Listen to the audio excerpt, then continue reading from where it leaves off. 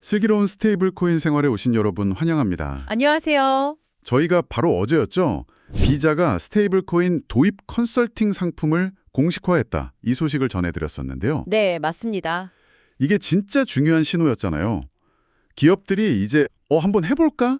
이 수준에서 이걸 우리 시스템에 어떻게 도입하지라는 구체적인 실행 단계로 넘어갔다는. 맞아요. 질문의 종류가 바뀐 거죠. 만약에 라는 가정의 영역에서 어떻게 라는 방법의 영역으로요. 바로 그겁니다. 그런데 바로 오늘 그 다음 장이 열렸습니다. 비자가 미국에서 USDC 기반의 스테이블 코인 정산을 공식적으로 론칭했습니다. 네, 정말 하루 만에 다음 스텝으로 넘어갔죠. 어제 도입 전략이 오늘은 실제 정산 실행으로 곧바로 이어진 셈인데요.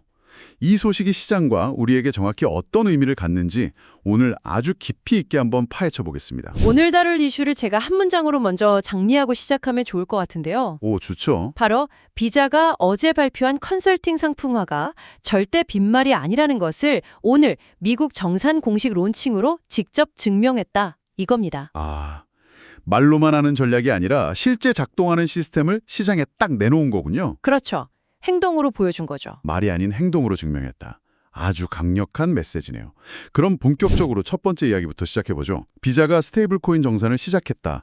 딱 이렇게 들으면요. 많은 분들이 그럼 이제 비자 카드로 USDC 같은 스테이블 코인을 직접 쓸 수 있게 되는 건가? 하고 생각하실 수 있거든요. 네, 가장 먼저 나오는 질문이죠. 당장 제 지갑에 있는 스테이블 코인으로 결제하는 시대가 열렸다고 봐도 되는 걸까요? 그 부분이 바로잡아야 할 중요한 오해입니다. 오해다. 네, 결론부터 딱 말씀드리면 이번 발표는 소비자가 스타벅스에서 커피를 살 때 USDC로 직접 결제하는 것과는 전혀 관련이 없습니다. 전혀요? 네, 핵심은 거래의 뒷단, 즉 우리가 볼 수 없는 백엔드에서 일어나는 변화거든요. 그러니까 저희가 매장에서 카드를 긁는 그 순간이 아니라 그 이후에 보이지 않는 곳에서 일어나는 일이라는 말씀이시군요. 정확합니다. 그럼 소비자는 사실상 아무런 변화도 체감하지 못할 수도 있겠네요? 맞습니다. 좀 더 구체적으로 설명을 드리려면요. 비자의 파트너사들이 있잖아요. 네, 카드 발급사 같은 곳들이요? 그렇죠. 우리에게 카드를 발급해주는 카드 발급사나 상점의 결제 대금을 처리해주는 매입사 같은 금융기관들이요. 이 기관들이 비자랑 서로 돈을 주고받아야 하는데 이걸 정산 의무라고 하거든요. 네네. 이걸 이해할 때 기존처럼 미국 달러로만 하는 게 아니라 USDC, 스테이블 코인을 사용할 수 있는 새로운 옵션이 생겼다. 이런 의미입니다. 그러니까 선택지가 하나 더 늘어난 거군요. 맞습니다.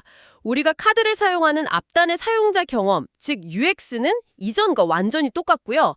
하지만 그 뒤에서 금융기관들끼리 돈을 주고받는 정산이라는 계층에 블록체인 기반의 스테이블 코인이라는 새로운 고속도로가 하나 더 깔린 셈이죠. 와, 비유가 아주 명확하네요.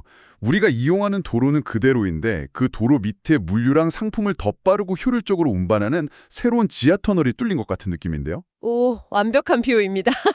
결국 소비자 입장에서는 변화를 체감하지 못하지만 전체 시스템의 효율은 극적으로 올라갈 수 있다는 뜻이군요. 바로 그겁니다.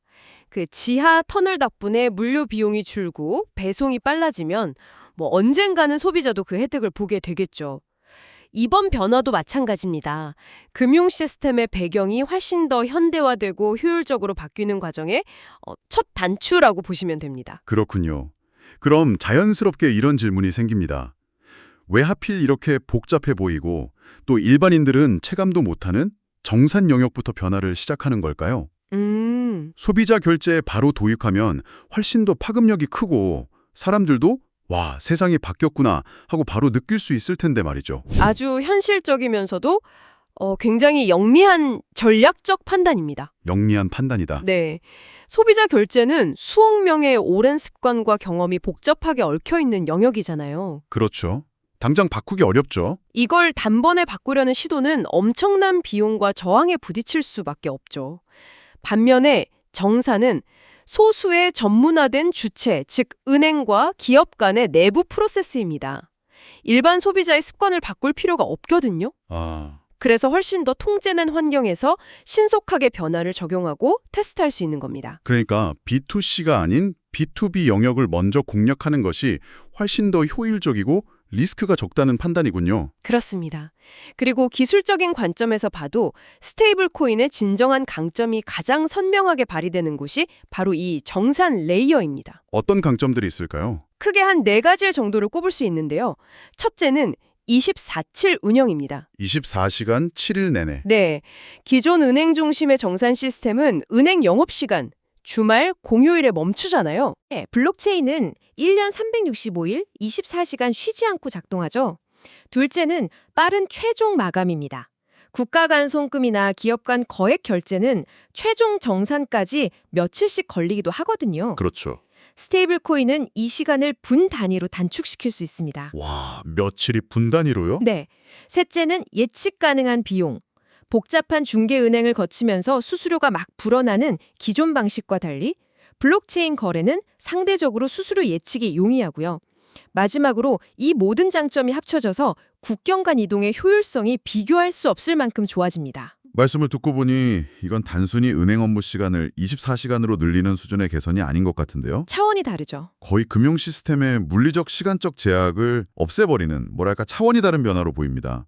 예를 들면 다국적 기업이 전 세계 지사로 자금을 보낼 때 지금은 각국의 은행 영업시간 때문에 며칠씩 걸리지만 USDC를 쓰면 금요일 밤에도 몇 분 안에 정산이 끝나버리는 거죠. 바로 그겁니다. 와, 기업 재무팀에게는 거의 혁명적인 변화겠네요. 제가 최근에 만난 한 다국적 기업의 재무 담당자분이 주말에 묶여있는 정산대금 때문에 발생하는 기회비용이 엄청나다고 하소연하시더라고요. 아, 그 돈을 다른 데 쓸 수도 있는데? 묶여 있으니까요? 그렇죠. 그분에게 비자의 이번 발표는 정말 가뭄의 단비 같은 소식이었을 겁니다. 그래서 요즘 시장의 구도는 미디어가 흔히 말하는 신용카드 대 스테이블 코인, 이런 대결 구도가 절대 아닙니다. 아, 그게 아니다. 네, 현실에서는 스테이블 코인이 정산, 국제 송금, 기업 자금 관리 같은 이런 B2B 영역을 먼저 그리고 매우 깊숙이 파고들고 있습니다. 알겠습니다. 그런데 이런 거창한 계획이 그저 보여주기식 파일럿으로 끝나지 않으려면 구체적인 증거가 필요할 텐데요. 물론이죠. 시장을 설득할 만한 숫자나 함께하는 파트너들의 이름이 공개된 게 있습니까? 네, 비사도 그 점을 아주 잘 알고 있습니다. 그래서 의미 있는 숫자와 신뢰할 수 있는 파트너를 함께 공개했습니다.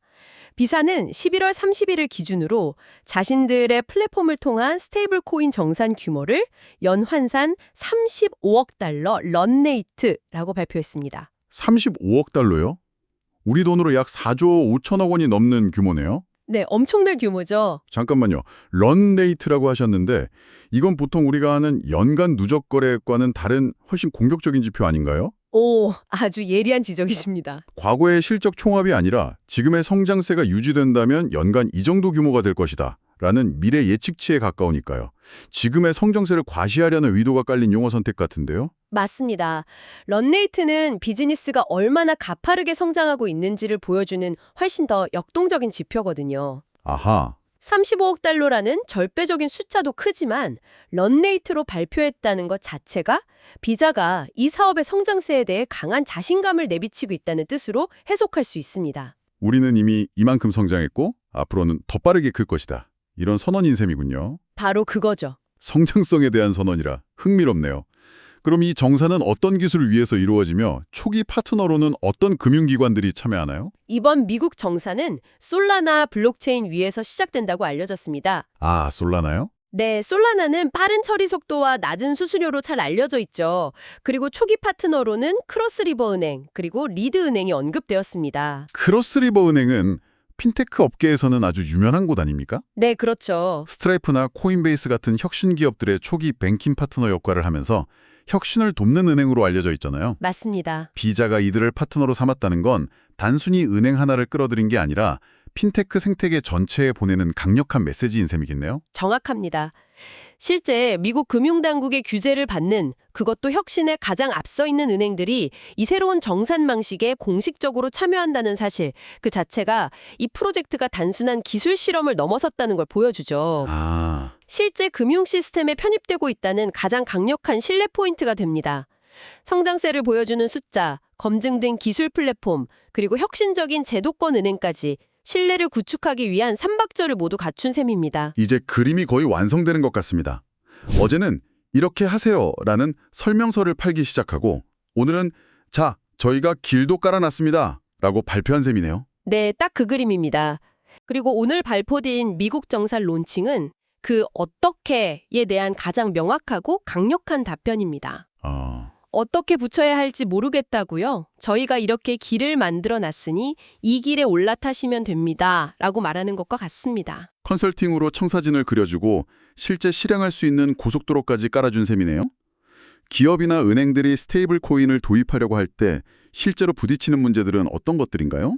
경험상 기업이 실제로 부딪히는 질문은 보통 5가지 범주로 좁혀집니다. 5가지요? 네. 첫째, 어디에 쓰나, 즉 활용 사례를 정하는 문제입니다. 정산, 송금, 지급, 목적을 정해야죠. 네, 목적. 둘째, 어떤 형태로 붙나, 돈을 받는 데 쓸지, 보내는 데 쓸지, 아니면 자산으로 보유할지를 결정해야 하고요. 셋째, 가장 중요하고 어려운 문제인데 규제와 컴플라이언스는 어떻게 맞추나. 자금 세탁 방지 AML이나 고객 확인, KYC 같은 규제 요건을 다 충족시켜야 합니다. 와, 규제와 컴플라이언스만 해도 머리가 아픈데 이걸 해결했다고 끝이 아니겠군요. 그럼요.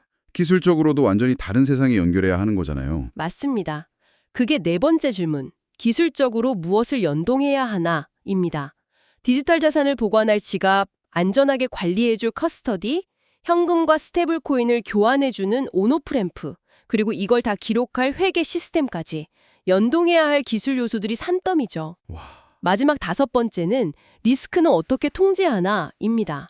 스테이블 코인 가치가 흔들리는 디패깅 리스크, 운영상의 해킹 리스크 같은 위험 요소들을 어떻게 관리할 거냐 이 문제도 있고요. 잠깐만요. 들어보니 이건 개별 기업이 혼자 해결하기는 거의 불가능에 가까워 보이는데요. 거의 불가능하죠? 그럼 비자는 단순히 새로운 서비스를 출시하는 게 아니라 앞으로 다른 기업들이 스테이블 코인을 도입할 때 따라야 할 일종의 산업 표준이나 교과서를 만들고 있는 거네요. 바로 그 지점입니다. 이건 그냥 경쟁자를 앞서가는 수준이 아니라 시장의 규칙 자체를 새로 쓰는 거지 않습니까? 바로 그게 오늘 논의의 핵심입니다. 비자는 컨설팅을 통해 방금 말씀드린 그 5가지 복잡한 질문에 대한 답을 고객과 함께 정리해주고 오늘 발표한 정산 론칭을 통해 그 답을 실제 실행할 수 있는 잘 닦인 길, 즉 레일을 제공한 겁니다. 고민은 저희와 함께 해결하고 실행은 저희가 만든 길 위에서 편하게 하세요.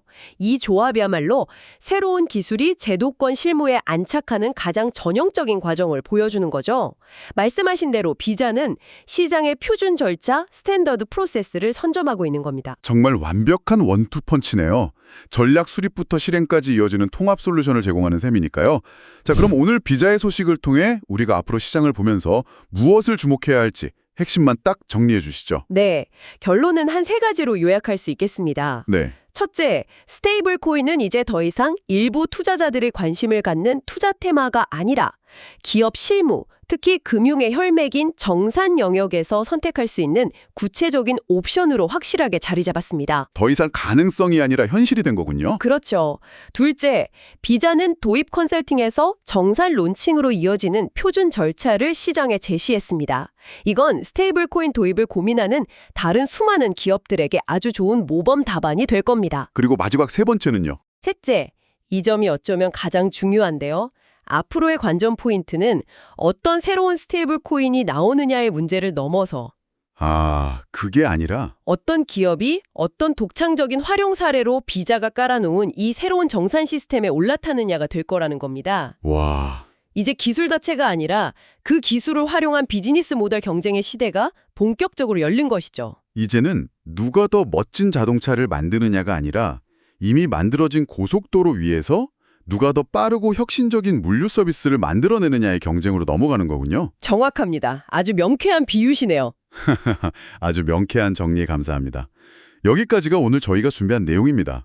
이런 방식으로 앞으로도 스테이블 코인과 디지털 금융 인프라의 중요한 변화들을 계속해서 빠르고 구조적으로 정리해 드리겠습니다. 오늘 이야기가 여러분의 비즈니스와 투자에 작은 통찰이라도 드릴 수 있었으면 좋겠습니다. 오늘 이야기가 도움이 되셨다면 구독과 좋아요, 알림 설정 꼭 부탁드립니다.